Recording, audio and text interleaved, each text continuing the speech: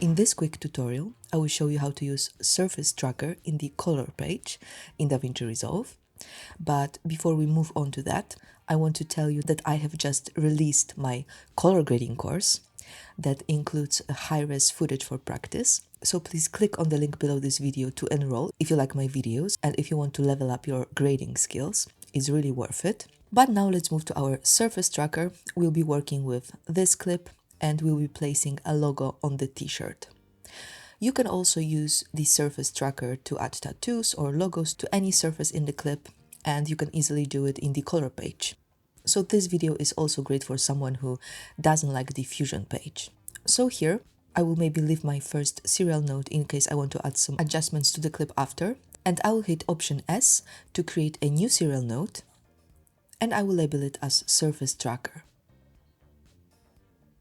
Then I'll go to my effects over here. I will search for the Surface Tracker and I will drop it onto my node.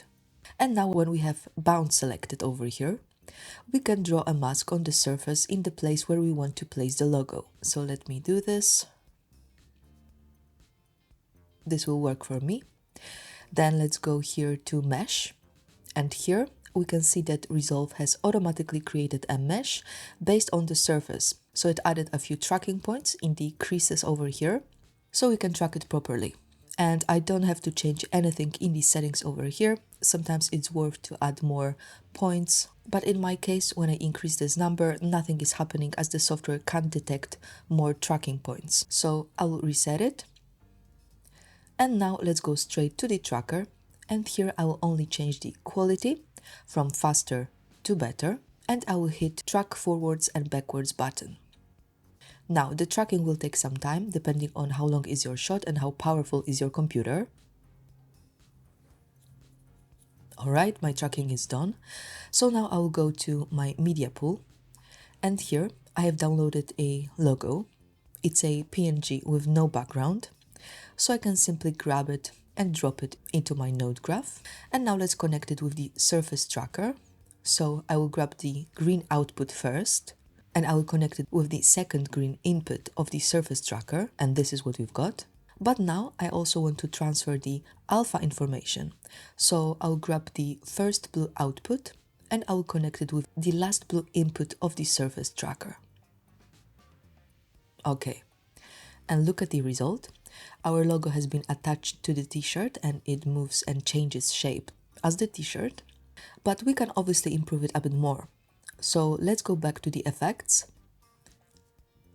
and then results. And first let's open the overlay placement tab and then let's select go to reference. And when we do it, we can change the size, the position and the angle of the logo like this. So feel free to play around with it. I'll place my logo over here like this. Okay, and then over here we can improve our mask. So we can contract it or expand it. Then here we can add softness or motion blur if we want to. And then let's zoom into our logo to be able to see better. And here we can modify anti-aliasing like this. So let's make it look as natural as possible.